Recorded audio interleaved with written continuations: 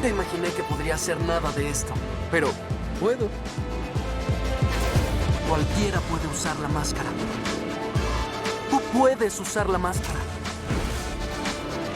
¿Y si antes no lo creías? Espero que ahora sí. Todos pueden ser Spider-Man. Esta es una frase que por mucho tiempo ha generado polémica a inicios de la década pasada. Pero primero vamos desde el inicio. Muchos conocen a Brian Michael Bendis, uno de los escritores más controversiales en el mundo del cómic, especialmente en la editorial Marvel. La razón de su controversia es que, mientras que por un lado consiguió revitalizar a la compañía con títulos como Los Vengadores Desunidos, Invasión Secreta y Dinastía M, eventos que personalmente considero bastante buenos, también es el creador del universo Ultimate, una versión de la continuidad principal que tenía el propósito de mostrar versiones más mundanas y crudas de la Tierra 616. Pero, de entre todos los títulos, el único que parecía estar parcialmente libre de esto, en un inicio eran Spider-Man y su lore tanto de personajes secundarios como de villanos, siendo esta la serie más reconocida y exitosa. No fue hasta su último número que todo cambió. Brian mató a Peter tras una pelea contra los 6 Siniestros.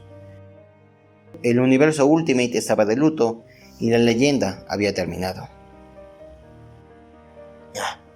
Bueno, quizás este traje sí sea de mal gusto.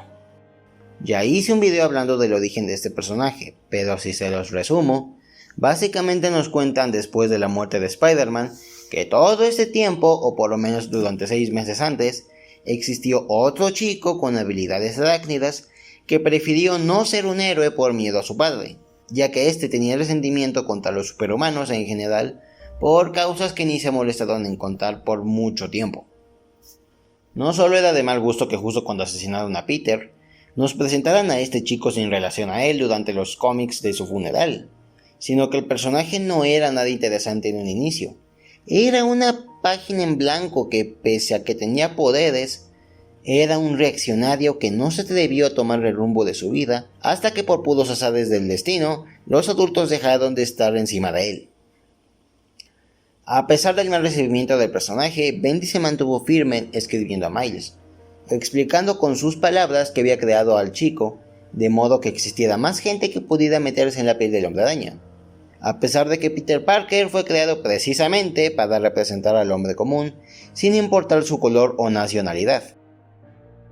Los años pasaron y mientras que Miles poco a poco se ganó el cariño de los fans, incluyéndome, el fandom sufrió una de sus tantas rupturas.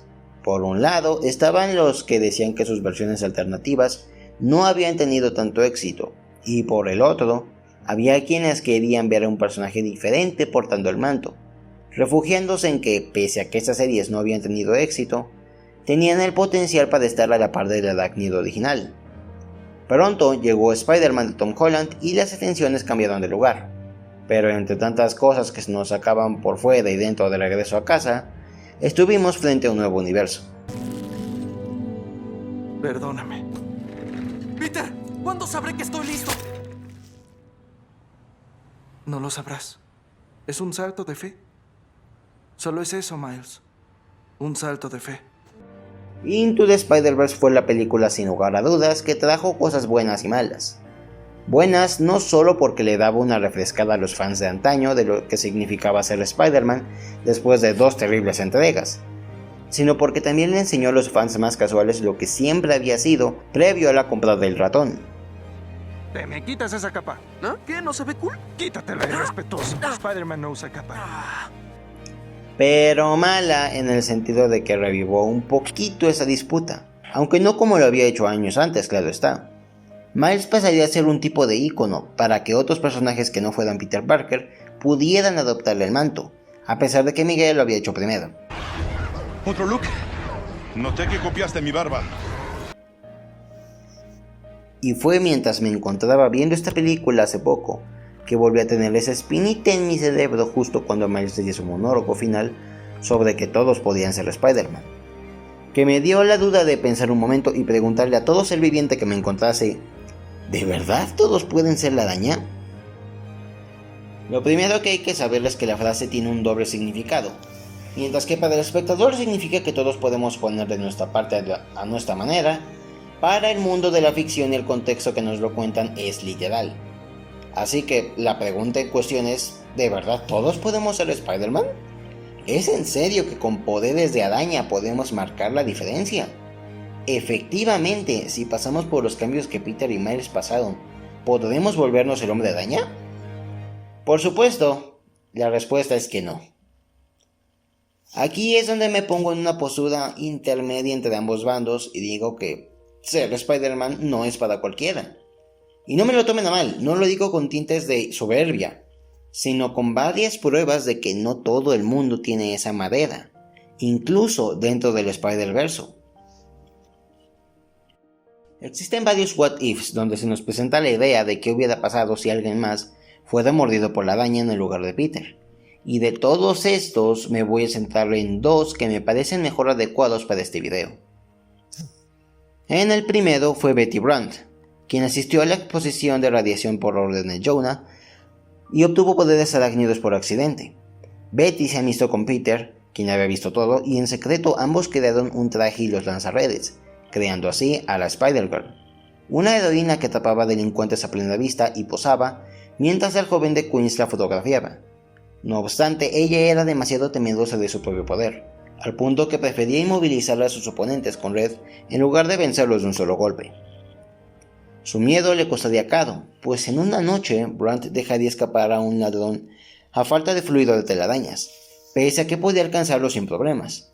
Más tarde, Peter se enteraría de que alguien había asesinado a su tío Ben cuando había entrado a su casa, por lo que Spider-Girl se infundió en el traje y embistió al culpable, solo para descubrir que era el conocido ladrón. En shock, Betty no dudó en tirar su traje a la basura, y juró jamás volver a ser una heroína, pues a diferencia de Parker, ella no poseía el carácter para soportar las tragedias. En el segundo tenemos un caso idéntico. Flash Thompson, el bully de Midtown, había sido mordido en su lugar.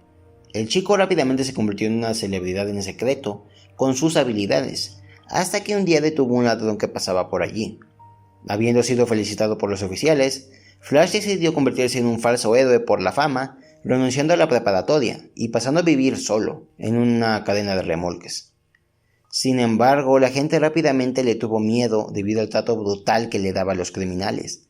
La tía May había caído enferma y la única cosa que lo podía ayudar fue el isótopo 38, que como sabemos, estaba bajo la custodia del Dr. Octopus. Peter le puso un rastreador a Spider-Man para pedirle ayuda hasta que encontró el traje y a Flash en su remolque. Este último dejó de escucharle la razón y empezó a culpar a Peter de sus desgracias, exponiendo el poco control de sus emociones que tenía cuando era joven, pues debajo de toda esa pantalla que se había puesto sobre sí mismo, desde la escuela, se encontraba un chico que solo pedía atención. Peter le pidió ayuda, pero Thompson, sin darse cuenta, empujó al estudiante hacia la pared de su remolque con todas sus fuerzas, matándolo. Una vez se da cuenta de lo que ha hecho, reflexiona un poco y decide ayudar a su ex compañero aún desde la otra vida.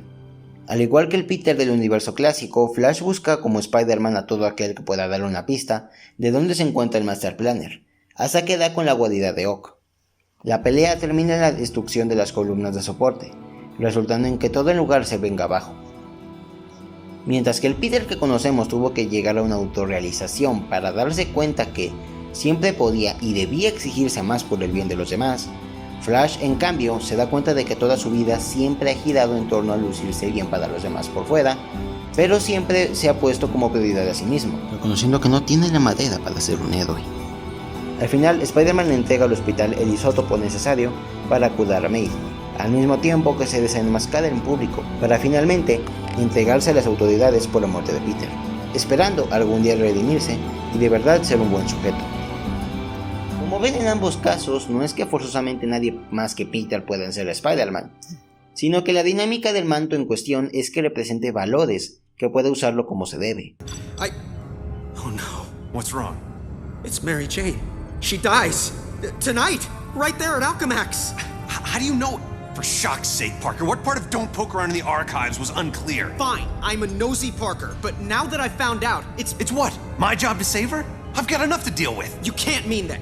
You can't just ignore that she's in danger. Hey, I'm trying to focus on what's important. What's important is not standing by and allowing someone to suffer or die because you do nothing. If you don't get that, then you don't get the first thing about being Spider-Man. Y no vayamos más lejos de ello. Por ejemplo, podemos ver al Dr. Octopus cuando se convirtió en Superior Spider-Man, el tan aclamado Superior Spider-Man, que al final de su número, bueno, al menos cuando tenía un desarrollo natural, terminó reconociendo que Peter es si siempre sería el Superior Spider-Man por encima de él.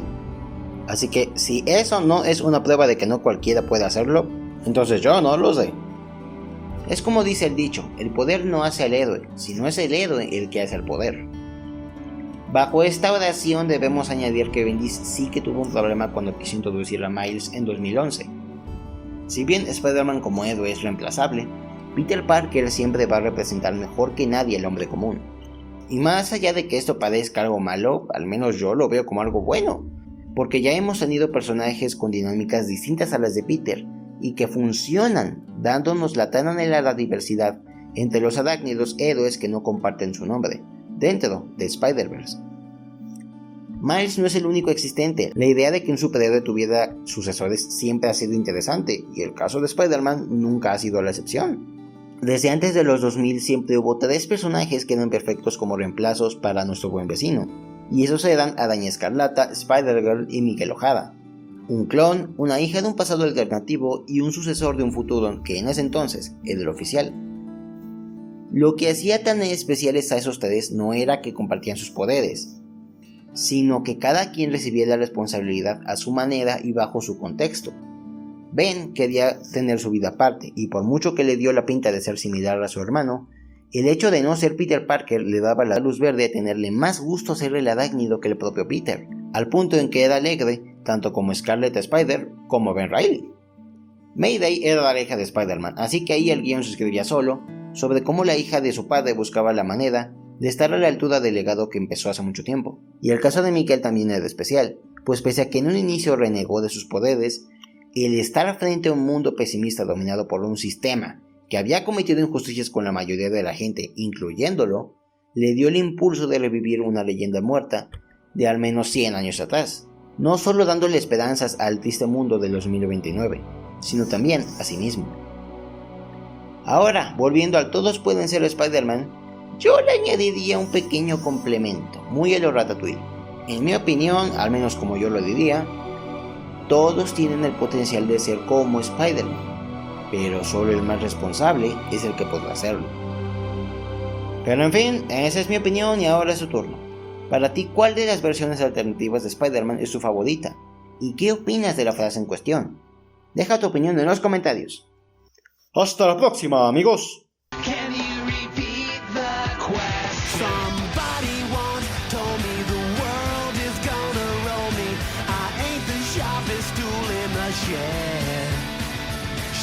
Looking kind of dumb with a finger and a thumb